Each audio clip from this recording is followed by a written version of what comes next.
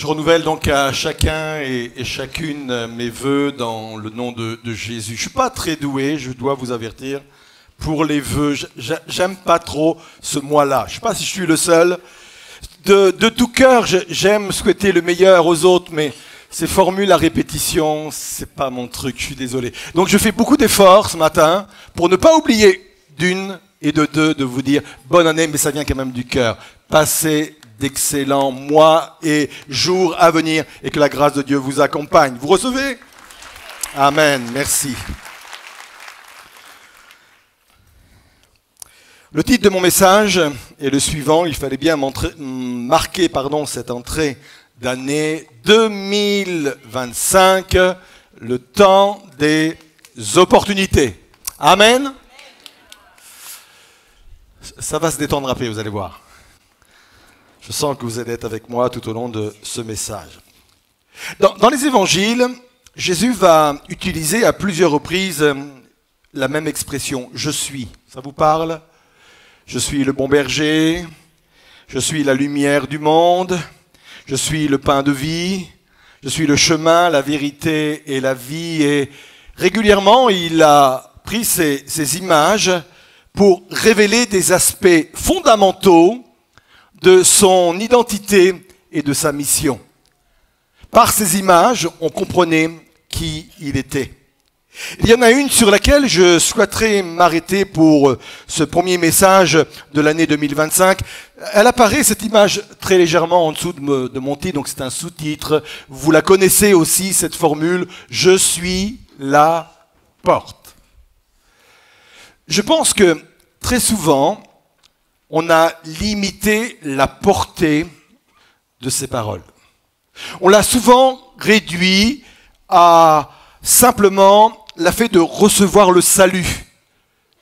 Et sans doute, quand Jésus a dit « Je suis la porte », il pensait sans aucun doute au salut également. Il disait effectivement, il n'y a pas d'autre porte.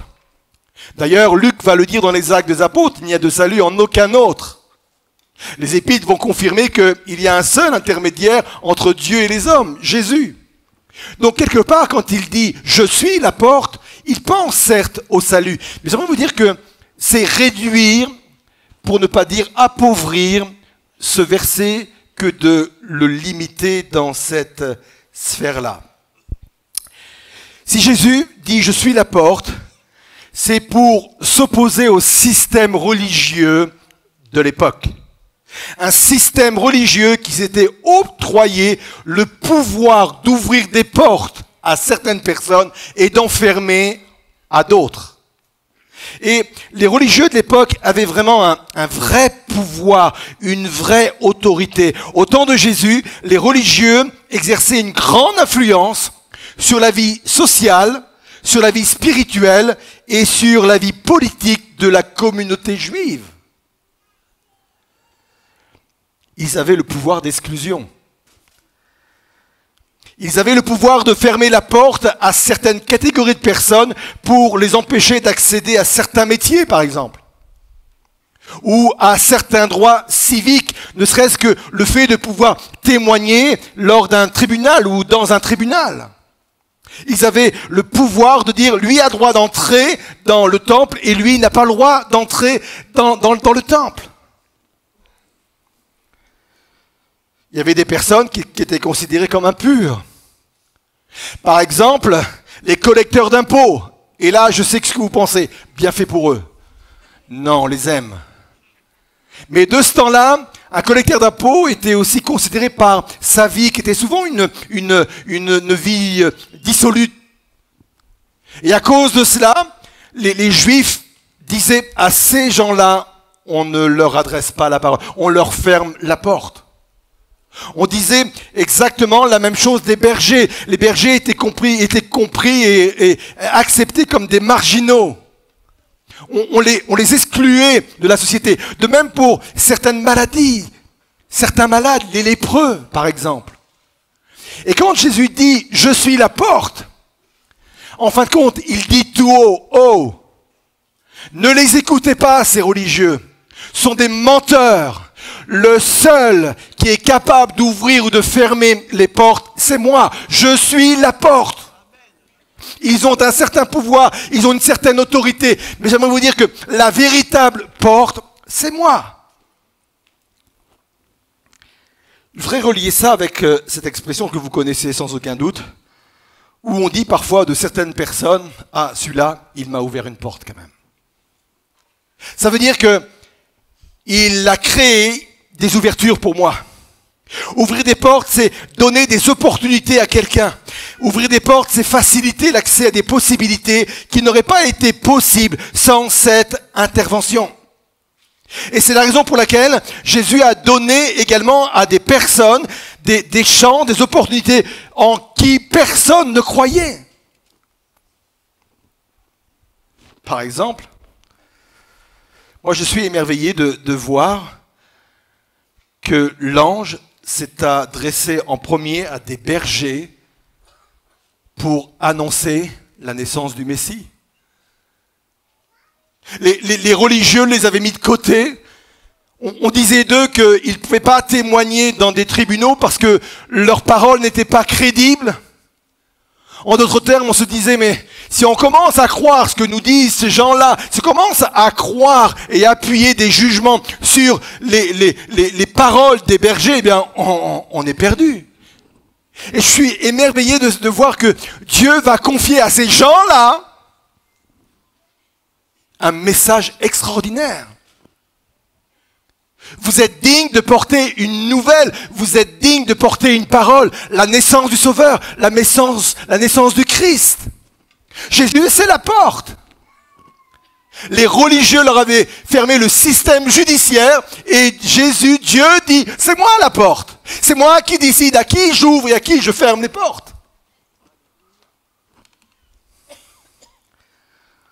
Jésus s'est entouré de personnes de qui les religieux disaient ils sont sans instruction.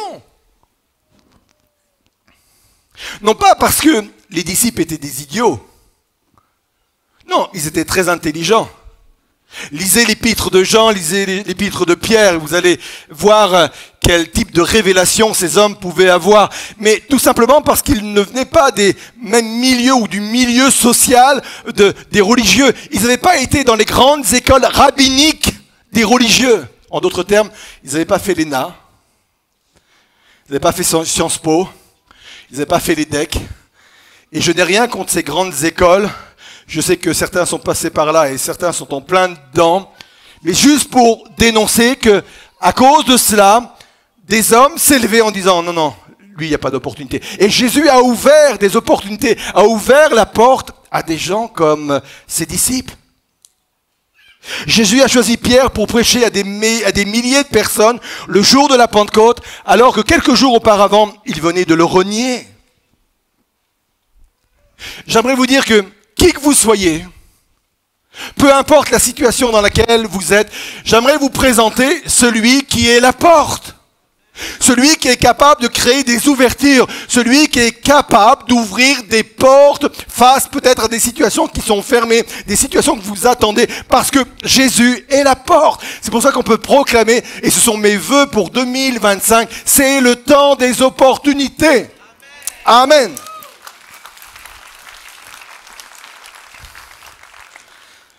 Je vous l'avais dit, ça allait se détendre. Si Dieu est celui qui ouvre les portes, s'il crée des ouvertures, ça engage tout de même notre responsabilité.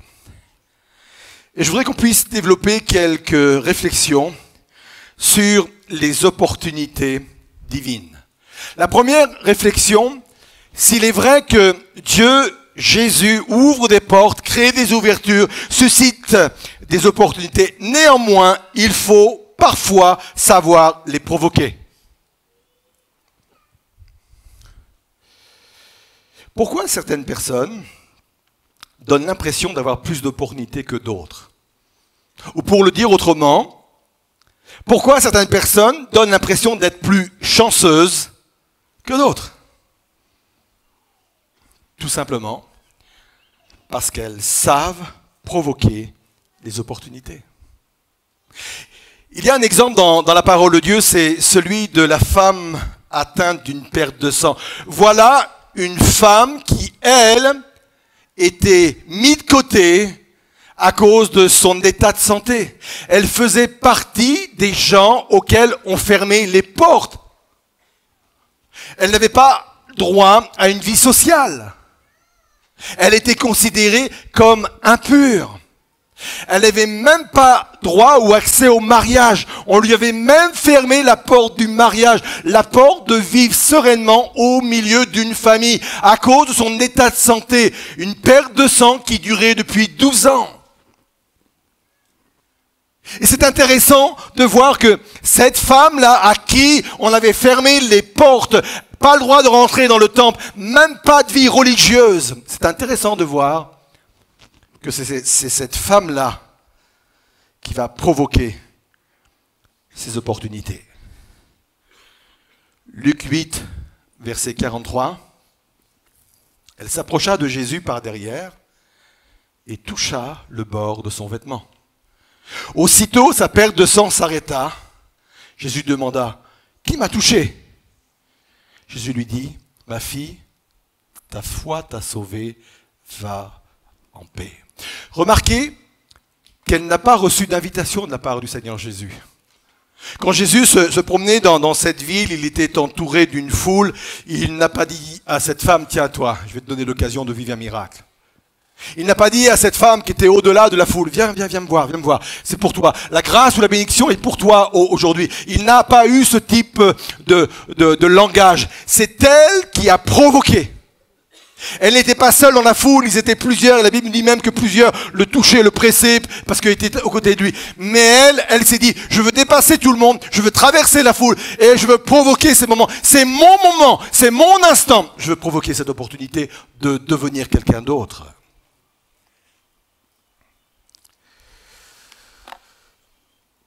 Il faut provoquer les opportunités, parfois en sortant de nos habitudes.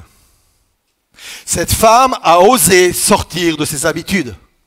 Cette femme a osé sortir de l'endroit où elle était rejetée. Peut-être qu'elle est sortie de sa maison, peut-être qu'elle ne sortait pas couramment de sa maison. Je sors de mes habitudes et je provoque les opportunités. Albert Einstein a dit ceci. Si tu veux des résultats différents, ne fais pas toujours les mêmes choses. Et je l'ai interprété de cette façon-là. Si tu veux vivre quelque chose que tu n'as jamais vécu, fais quelque chose que tu n'as jamais fait. Vous allez me dire, là, pasteur, est-ce que c'est très biblique? Est-ce que c'est très spirituel? J'aimerais vous dire que l'évangile, il est très pratique. Et si tu mets de côté le côté pratique, tu passes à côté des bénédictions spirituelles.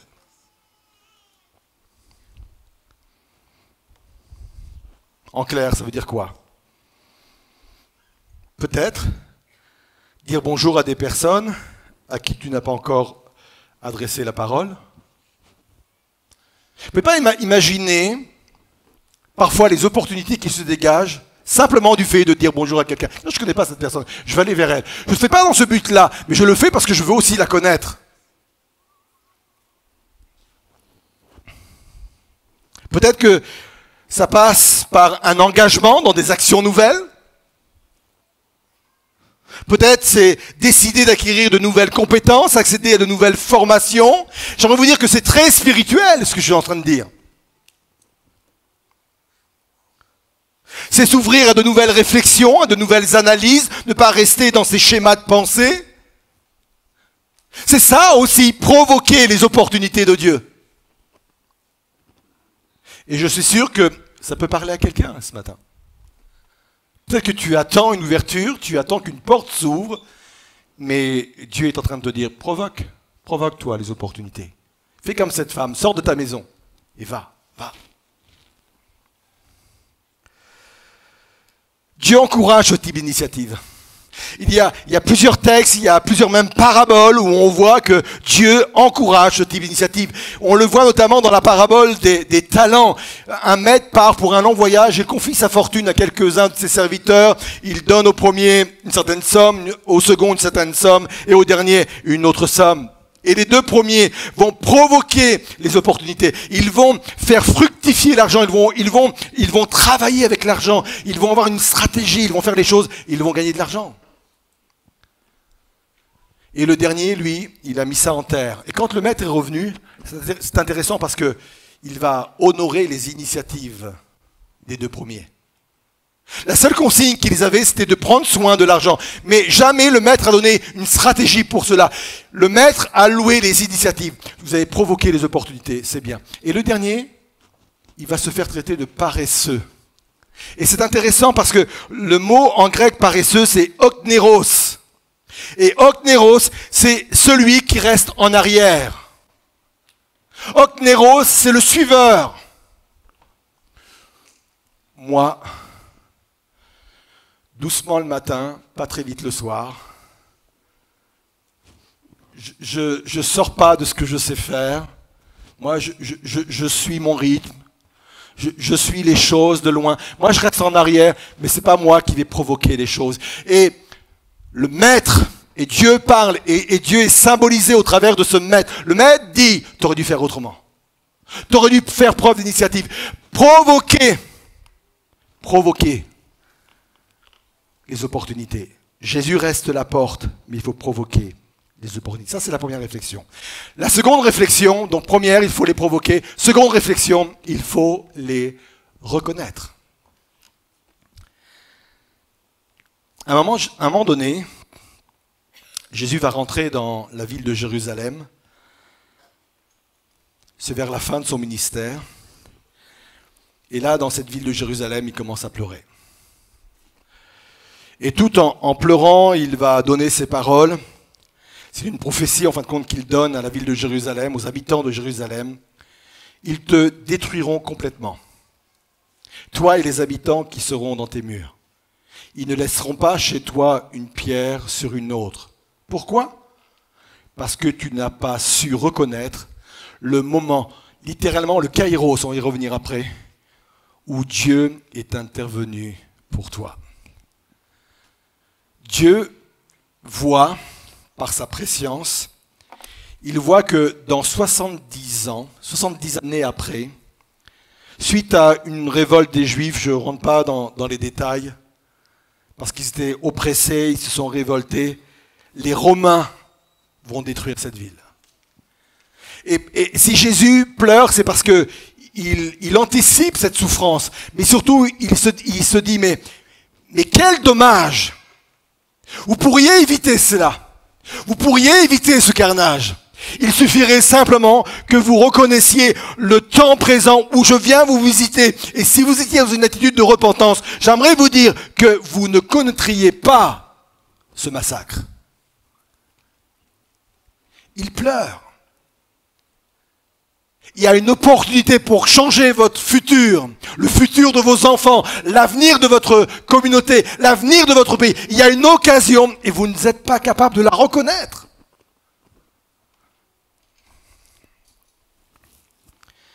J'ai déjà enseigné sur ce sujet. Il existe essentiellement 2 mots pour parler du temps dans le Nouveau Testament, donc en grec. Premier mot, c'est le mot chronos, qui désigne le temps matériel, le temps qui se déroule d'une façon linéaire. Ça donnait d'ailleurs le mot chrono, on le retrouve dans chronomètre, par exemple. Et puis, le deuxième mot qui est utilisé en grec, c'est kairos, donc on l'a vu entre parenthèses dans le verset que nous venons de lire, et qui désigne des moments opportuns, des moments favorables. Ça a même donné le mot momentum, ça vous parle ? Ça veut dire, il y a des moments qu'il ne faut pas laisser passer. Il y a des occasions qu'il ne faut pas laisser passer. C'est le kairos de Dieu. C'est votre temps, c'est votre moment. Il faut le reconnaître et il faut saisir ce moment-là.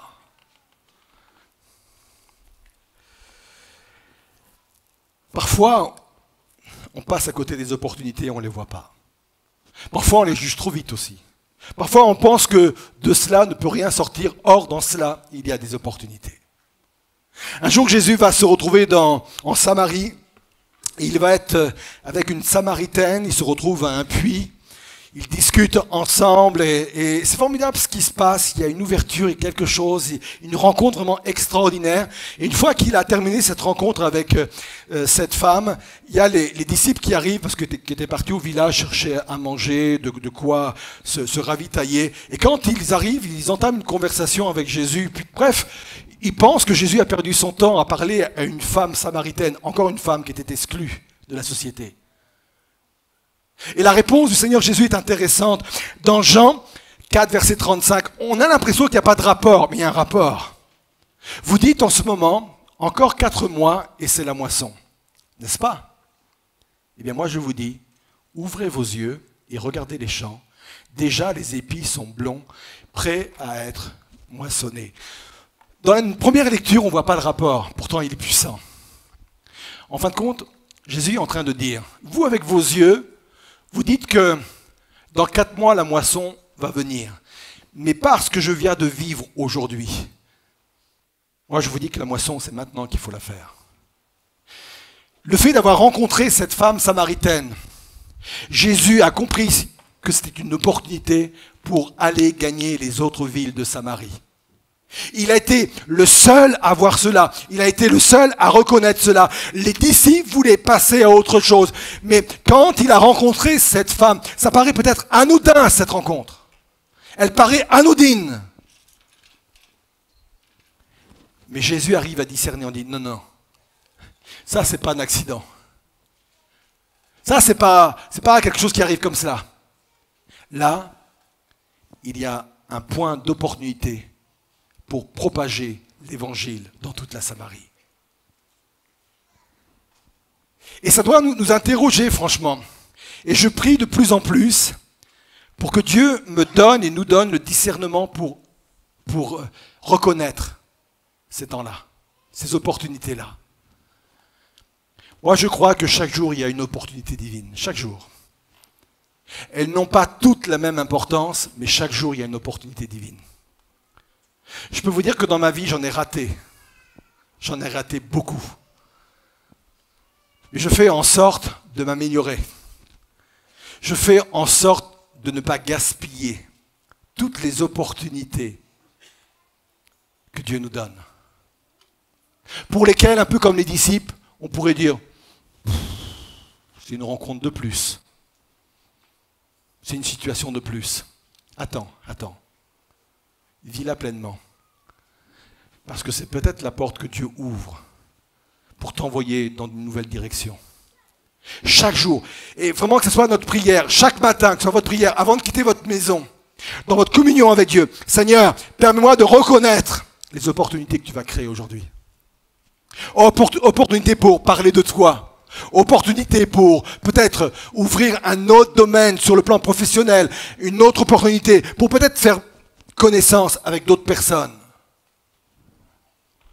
Les disciples étaient incapables de reconnaître cela. Jésus, lui, l'a reconnu. Donc, plusieurs réflexions. La première, donc réflexion, il faut provoquer les opportunités divines. La deuxième, il faut les reconnaître. Et la troisième, ça réclame une foi audacieuse. Et vous pouvez dire amen parce que c'est le dernier point. Ça vous rassure? Oui, je ne sais pas s'il fallait dire amen pour ça, mais dites amen pour le reste. On y va? Oui, je vous ai surpris, je sais. Les portes ouvertes ne veulent pas dire qu'elles donnent forcément accès à des autoroutes. Parfois, elles donnent accès à des chemins montagneux. Et j'aimerais vous dire que de nombreuses opportunités meurent à cet endroit-là. C'est un peu comme une porte qui se présente à vous, vous l'ouvrez, et vous avez devant vous une congère de 2 mètres de haut. Et vous dites, non, je referme la porte, on reste là. Parfois, on pense que les opportunités de Dieu, forcément, c'est des autoroutes qui s'ouvrent devant nous. Et parfois, on vient valider les directions de Dieu par des autoroutes qu'on voit s'ouvrir devant nous. Si ça vient de Dieu, forcément, ça va être facile. Si ça vient de Dieu, forcément, ça va être grand ouvert. Oubliez cela. Parfois, c'est un chemin tortueux. Mais que votre opportunité ne meure pas sur le palier de la porte. Mais ça demande une foi audacieuse pour se rendre vers ce quoi Dieu est en train d'ouvrir. Philippiens 3, verset 13, il est dit ceci, « Non, frère, je ne pense pas avoir déjà obtenu le prix, mais je fais une chose. J'oublie ce qui est derrière moi et m'efforce d'atteindre ce qui est devant moi. Il est vrai qu'il y a devant moi une ouverture. Je la comprends. L'apôtre Paul l'explique comme cela. Je la comprends et je m'efforce d'aller vers elle. Je cours vers le but afin de gagner le prix que Dieu, par Jésus-Christ, nous appelle à recevoir là-haut. J'y mets toute mon énergie dans le but de m'arracher de l'endroit où je suis. Quoi qu'il en soit, continuons à avancer dans la direction que nous avons suivie jusqu'à maintenant. Les opportunités que Dieu ouvre devant nous demandent une foi audacieuse. Ça implique quoi? Ça implique que je ne dois pas me laisser arrêter par les difficultés actuelles. Il faut que j'engage ma foi et une foi audacieuse pour traverser les difficultés actuelles. Parce qu'encore une fois, les difficultés actuelles peuvent me donner ce message. C'est pas le moment, c'est pas le temps. Je suis tellement en conflit avec ma famille ou je suis tellement fragilisé émotionnellement. Il y a tellement de choses. C'est pas le bon temps, c'est pas la bonne année pour moi. Et la foi audacieuse dit, non, il y a une opportunité. Et je prends cette foi pour m'arracher de cet endroit, pour courir vers le but que Dieu me montre.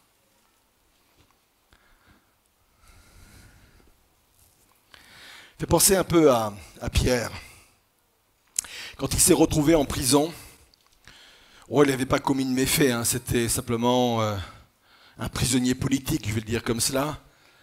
Et Hérode trouvait bon d'avoir déjà fait décapiter Jean-Baptiste. Donc pour faire plaisir au peuple, il se dit, on va continuer à arrêter des personnes influentes de cette nouvelle secte qu'est le christianisme. Donc il a mis Pierre en prison. Et Pierre se retrouve en prison. Et là, dans cette prison, il est bien gardé parce qu'il a 2 gardes autour de lui. Il y a une première escorte de 4 personnes qui se trouvent à un endroit, une deuxième escorte à un autre endroit et une porte de fer pour pouvoir sortir dans la ville et connaître la liberté. Et la Bible nous dit que quand l'ange va le trouver, parce qu'un ange va venir le voir, il est couché sur le lit. On va dire ça, puis on va compléter après. L'ange vient, le frappe au côté, et une fois qu'il est réveillé, ils passèrent le premier poste de garde. On ne sait pas ce qui se passe, mais chose est certaine, c'est que les gardes n'ont rien vu. Peut-être qu'ils dormaient dans la paix de Dieu, dans la paix du Seigneur, mais ils n'ont rien vu. Deuxième poste de garde, même chose. Ils passent. Et puis ils se retrouvent devant la porte de fer, et la Bible dit qu'elle s'ouvre d'elle-même. Elle s'ouvre toute seule. Ça, c'est la foi audacieuse pour s'arracher de l'endroit où on se trouve. Un endroit qui vous dit, c'est pas le moment. Je suis tellement affaibli émotionnellement. Je suis tellement dans des conflits extérieurs avec ma famille, avec mon travail. Il y a tellement de choses qui sont là. C'est pas le moment. Vous voyez pas. Je suis entre 4 murs. Je peux pas sortir de là. La foi audacieuse permet de s'extraire de là, de s'arracher de là pour aller vers la sortie. Et ça, c'est quand il a commencé à aller vers la sortie que les gardes sont écartés, que la porte s'est ouverte, que l'opportunité de connaître la liberté s'est présentée à lui. Mais avant cela, l'ange est venu le frapper alors qu'il dormait. Il y a des anges frappeurs. Il y a des anges boxeurs. Et quelqu'un se dit ce matin, oh, si dans le ciel on est transformé en ange, moi je veux bien être cet ange-là. Et l'ange vient le réveiller. Lui, il pensait finir son temps là, jusqu'à ce que le jugement ait lieu. Lui, il se voyait déjà en disant, non, moi, je ne peux pas bouger, je ne peux rien faire. Parce que, en plus, pendant ce temps-là, la Bible dit que Hérode prévoyait déjà son procès. Et lui, il s'est dit, mais je ne peux pas sortir de cette prison tant que le procès ne va pas intervenir. Et surtout, une fois que le procès va intervenir, c'est sûr, je vais avoir une condamnation et je vais rester là. Mais l'ange le réveille, et c'est là où Pierre manifeste une foi audacieuse. Il faut avoir de l'audace de traverser les gardes, de se diriger vers la porte de sortie, en se disant, peut-être qu'ils ne vont pas bouger. Il faut de l'audace. Il faut de l'audace de sortir, de s'arracher de sa situation en disant non, non, non, non. Moi, je vais vers l'opportunité. Là, je sens qu'il y a une opportunité. C'est peut-être pas le moment humainement parlant, mais je m'arrache pour aller vers cela. Il faut de l'audace. En 2025, tu ne dois pas rester dans les mêmes prisons qu'en 2024. Peut-être qu'en 2024, tu t'es contenté de certaines prisons, tu es resté enfermé dans certains endroits, dans certains schémas, dans certaines situations. Mais j'aimerais te dire qu'en 2025, il faut que tu aies une foi audacieuse qui te permet de sortir de ta situation pour te diriger vers autre chose. Moi, je suis impressionné par la facilité qu'a l'être humain à s'accommoder des situations qui ne sont pas acceptables, à se conformer à des situations indignes par habitude ou par résignation. C'est Albert Camus qui a dit ceci: les hommes s'habituent à tout, même à la servitude. Waouh! Mais il a raison.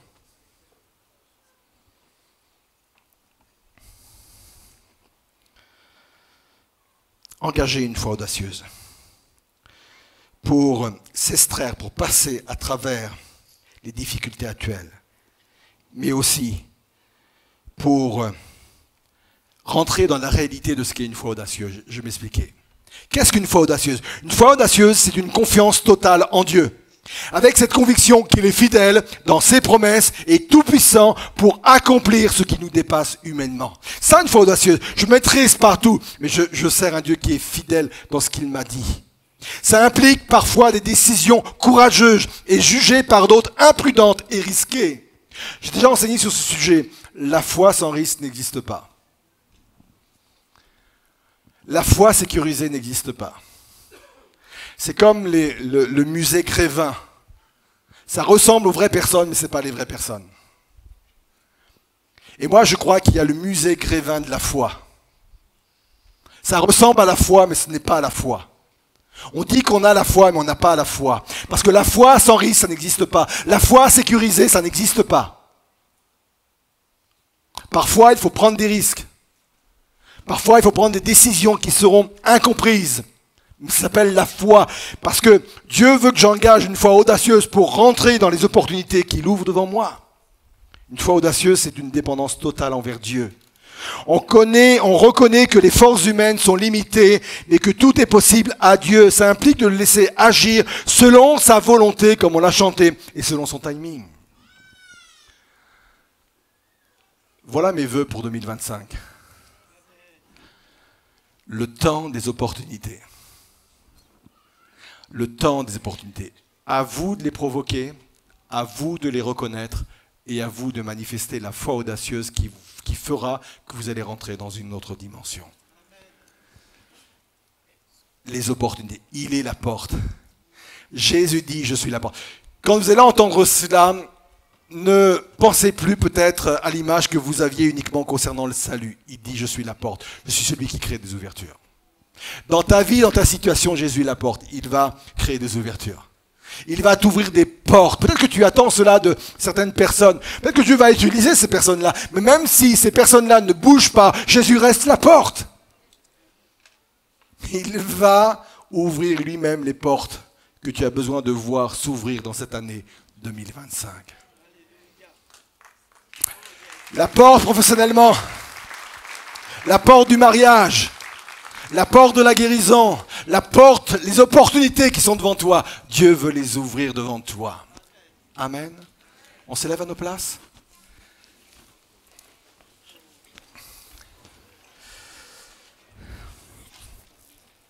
Je ne vais pas vous faire venir sur le devant parce que je veux que tout le monde soit concerné dans ce qu'on va faire maintenant. Plusieurs axes de réflexion dans ce moment de conclusion, dans ce moment d'appel. Le premier, peut-être, c'est de se dire, peut-être que je suis en train de passer là, et repasser, et encore repasser, devant des portes que je ne vois pas, des opportunités que je ne vois pas, ou que je méprise peut-être. Seigneur, ouvre mes yeux, développe, aiguise ma sensibilité pour que je puisse voir ces opportunités, Seigneur. Même dans des choses insignifiantes. Peut-être que c'est votre prière ce matin, et ça doit être cette prière-là. Peut-être pour d'autres, vous venez de comprendre que les opportunités de Dieu se provoquent. Si cette femme à la perte de sang était restée chez elle, elle serait sans doute morte dans la même situation avec cette même maladie. Mais à un moment donné, elle s'est dit, je sors de ma maison. Je sors de l'endroit où la société m'a assigné. Je sors de l'endroit où les religieux m'ont demandé de ne pas quitter. Je sors de cet endroit-là. Et je vais provoquer les opportunités de Dieu. Et là encore, peut-être que Dieu a besoin de t'inspirer sur des choses que tu dois faire, des contacts que tu dois créer. Et même si tu n'es pas inspiré, comme le dit la Bible dans un autre texte, jette ta semence comme cela à tout vent, parce que tu ne sais pas laquelle va réussir. Et parfois, c'est simplement dans des démarches, des habitudes de vie, d'être ouvert, c'est peut-être pas ta personnalité, mais d'être ouvert aux autres. Et peut-être que par rapport à cette ouverture que tu vas créer sur les autres, peut-être qu'il y a des contacts qui ne vont rien donner. J'aimerais te dire qu'il y en a beaucoup qui peuvent aussi te donner. Suscite toi-même. Crée toi-même. Provoque toi-même les opportunités qui sont les opportunités divines que Dieu attend que tu les provoques toi-même. Peut-être que tu vois déjà l'opportunité que Dieu ouvre devant toi, mais tu sens qu'il faut t'arracher de cet endroit-là. Il faut t'arracher de l'endroit où tu te trouves. Je prie pour que Dieu suscite en vous une foi extraordinaire, une foi renouvelée, pour le dire comme on l'a expliqué, une foi audacieuse. Qui te permet de dire, même si tous les éléments extérieurs me paraissent contraires, il y a trop de garde. La porte, je ne peux pas la traverser, elle est de fer.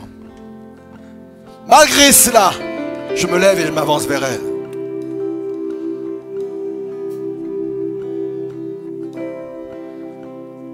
Peut-être que cette foi consiste à prendre une décision à laquelle tu as déjà réfléchi, mais elle te paraît tellement difficile à prendre ou risquée à prendre.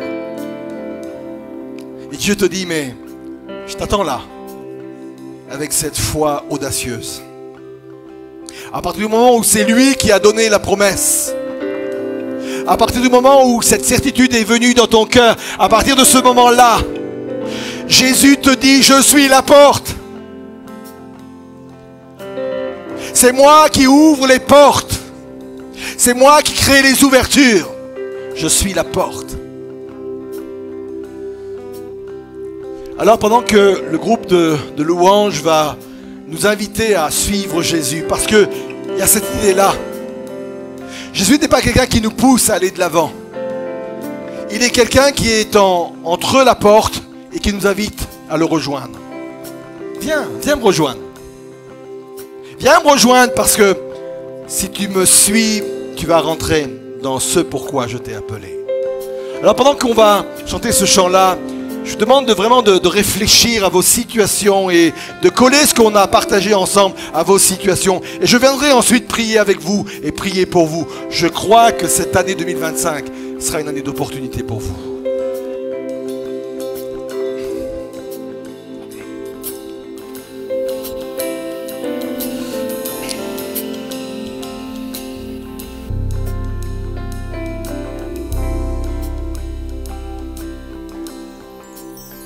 Dans la joie, quand le soleil m'inonde, sur les monts où ta présence abonde.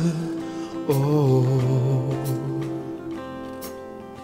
Jésus, je te suivrai, et même dans la peine, quand mon âme sombre, dans la vallée du deuil et de l'ombre. Oh, Jésus, je te suivrai, car tu es mort pour moi, car tu es mort je vivrai pour toi. Je vivrai pour toi. Tu t'es offert sans rien garder. Tu as souffert pour me sauver.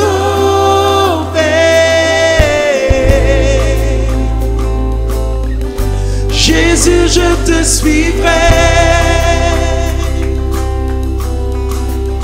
Je t'aimerai plus que la vie. Te servirai malgré le prix. Oh. Jésus, je te suivrai.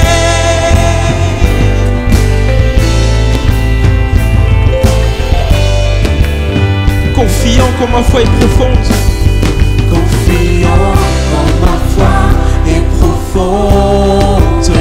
Dans le doute, quand ma paix semble fondre. Oh.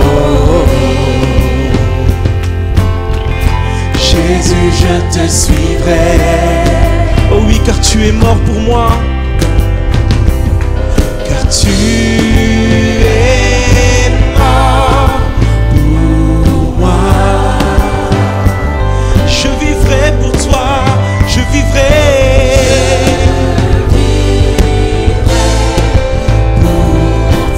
Car tu es mort, car tu es mort, tu es mort, car tu es mort. Aujourd'hui, je décide de vivre pour toi. Pour toi. Tu t'es offert sans rien garder.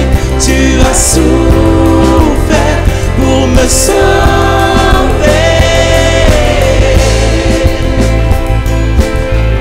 Jésus, je te suivrai. Oh oui, je t'aimerai plus que la vie. Je t'aimerai plus que la vie. Te servirai malgré le prix. Oh. Jésus, je te suivrai. Seigneur, il y a des personnes ce matin dans ce lieu et devant leurs écrans qui, à l'image de Pierre, se retrouvent devant des portes de fer. Des portes de fer sécurisées et devant lesquelles ils se disent « Mais jamais il y aura de débouché pour moi. Jamais il n'y aura d'issue pour moi. » Je prie pour cette catégorie de personnes dans ce lieu et dans leur maison, Seigneur, pour qu'ils reçoivent ce matin cette révélation que tu es la porte, Seigneur. Ce ne sont pas les religieux qui sont les portes. Ce ne sont pas ceux qui nous sont supérieurs hiérarchiquement qui sont les portes. Ce n'est pas l'administration française qui est la porte. Les seuls et le seul qui peut se qualifier d'être la porte et la seule porte, c'est Christ, c'est toi, Seigneur. Et là où les hommes ou les institutions disent c'est fermé, là où les hommes ou les institutions disent jamais je ne lui ouvrirai quoi que ce soit, toi tu proclames je suis la porte, Seigneur. Je suis la porte. Je suis le seul qui a le pouvoir d'ouvrir n'importe quel chemin, n'importe quel avenir, n'importe quelle situation ou solution. Tu es la porte, Seigneur. Viens renforcer la foi de quelqu'un, Seigneur. Viens fortifier quelqu'un dans la promesse qu'il a reçue. Et cette promesse qu'il ne voit pas se réaliser, Seigneur. Qu'il réalise que c'est toi qui as le pouvoir de vie ou de mort sur une promesse. Le pouvoir de vie ou de mort sur une situation, Seigneur. Je te prie, Seigneur, aussi pour ceux et celles dans ce lieu qui ne sont pas capables de voir les opportunités que tu leur présentes régulièrement. Ouvre les yeux, Seigneur. Comme tu l'as fait pour le serviteur d'Élysée qui était incapable de voir cette armée céleste qui était dans le ciel et qui était là pour les protéger Seigneur, ouvre les yeux. Donne le discernement. Développe, aiguise le discernement des uns des autres. Pour que chacun voit dans des situations qu'on pourrait qualifier d'insignifiantes, voit une opportunité de vivre enfin l'appel, la mission, d'exercer le don, les talents que tu as confiés et donnés, Seigneur. Seigneur, je proclame sur plusieurs de ces vies ce matin. Je proclame une année d'opportunités, Seigneur, divine. Seigneur, tu es celui qui est la porte et qui ouvre la porte. Viens bénir, Seigneur Jésus. Et viens accomplir tes plans et tes projets selon ta volonté et selon ton timing, Seigneur. Que ta volonté s'accomplisse dans le nom de Jésus. Alors oui, on proclame. Je te suivrai, Seigneur. Je te suivrai, Seigneur. Oh, Jésus. Car tu es mort pour moi. Oui, je vivrai pour toi.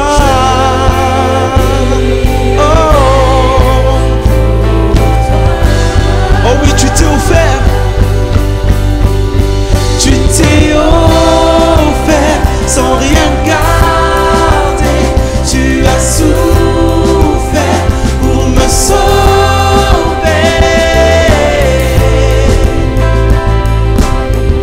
Jésus, je te suivrai. Je t'aimerai plus que la vie, te servirai malgré le prix. Oh. Jésus, je te suivrai. Oh. Oh.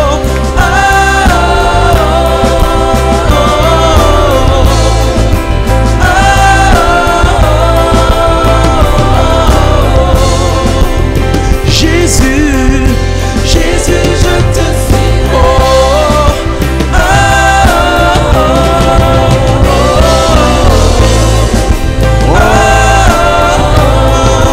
oh, C'est notre proclamation. Jésus, je te suivrai. Amen. Amen.